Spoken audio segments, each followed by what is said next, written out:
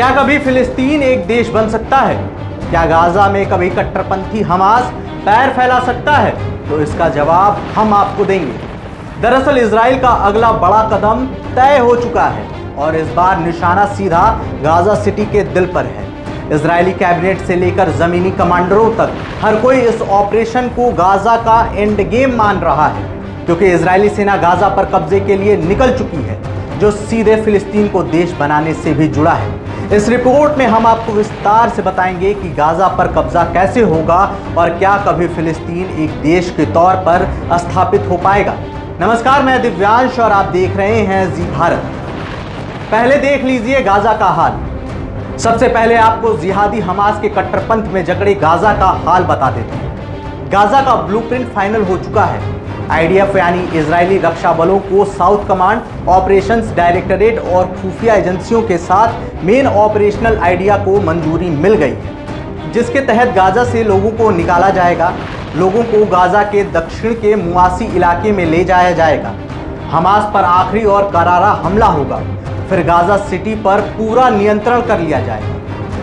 Blueprint के मुताबिक Gaza city से फिलिस्तीनी आबादी को दक्षिण के मुआसी इलाके में ले जाने के बाद साउथ कमांड का काम शुरू होगा और साउथ कमांड की योजना दो हिस्सों में बंटी है। पहला, सिविलियन को सुरक्षित जोन में शिफ्ट करना ताकि हमास उन्हें ह्यूमन शील्ड न बना सके। दूसरा, गाजा सिटी के प्रमुख मोहल्लों खासकर जितून पर कब्जा करना। दरअसल जितून वही जगह है जहां से हमास की कमांड एंड कंट्रोल व्यवस्था चलती है, लेकिन ये रास्ता आसान नहीं होगा।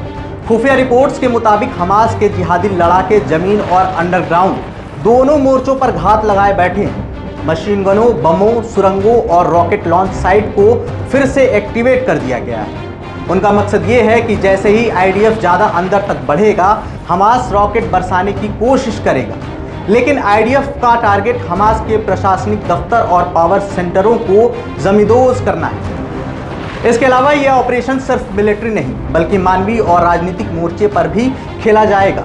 दक्षिणी गाजा में राहत शिविर, क्लिनिक और सप्लाई डिपो तैयार किए जा रहे हैं ताकि ऑपरेशन के दौरान इंटरनेशनल प्रेशर कम किया जा सके। शहर पर कब्जा करने की ज़्यादातर जिम्मेदारी नियमित सेना पर होगी, जबकि रिजर्व फोर्सेस को देश के भीतर और वेस्ट बैंक की सुरक्षा की ड्यूटी में तैनात किया जाएगा।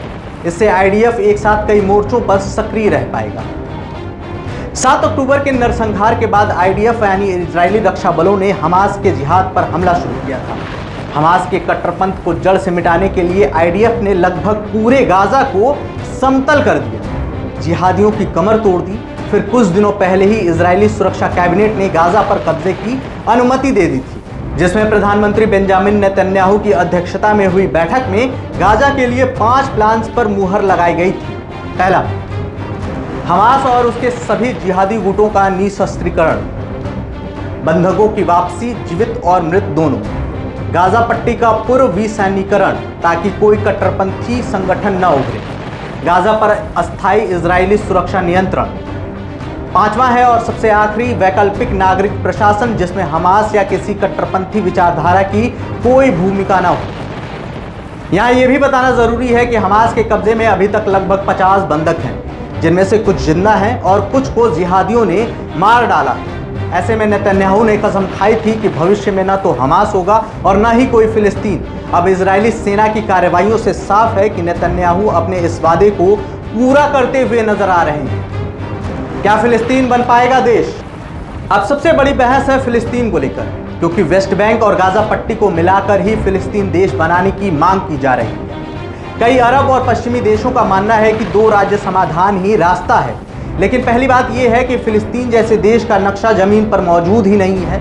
अब जब गाजा में भी इजराइल का नियंत्रण हो जाएगा तो फिलिस्तीन को देश बनाने की योजना पर भी पानी फिरता दिख रहा है। दरअसल वेस्ट बैंक का बड़ा हिस्सा पहले ही इजरायली नियंत्रण में है। गाजा और वेस्ट बैंक के एयर स्पेस भी इजराइल के हाथों में है। फिलिस्तीनियों की कई शक्तियां इजराइल के नियंत्रण में है। ऐसे में अगर दोनों ही जगह इजराइल का नियंत्रण होगा तो फिलिस्तीन देश कैसे बनेगा? और इजराइल की ताकत के आगे इस नियंत्रण को किसी भी देश के लिए तोड़ना नामुमकिन है। ऐसे में इजराइल की हालिया कार्रवाइयों से साफ है कि गाजा और वेस्ट बैंक में जिहादी नेटवर्क की जो जमीन है वो लगभग खत्म हो चुकी है और इससे फिलिस्तीन जैसे जिहादी देश को मान्यता देने की योजना भी धूमिल हो चुकी है। इस रिपोर्ट में सिर्फ इतना ही, लेकिन आपके हिसाब से गाजा पर कब्जा आसान होगा या ये युद्ध और भड़क जाएगा? क्या फिलिस्तीन देश बन पाएगा? हमें कमेंट बॉक्स में जरूर बताएं और जुड़े रहिए हमारे साथ, क्योंकि आने वाले दिनों में गाजा से बड़ी खबरें आने वाली हैं। अपना और अपने परिवार का ध्यान रखें। जय हिंद।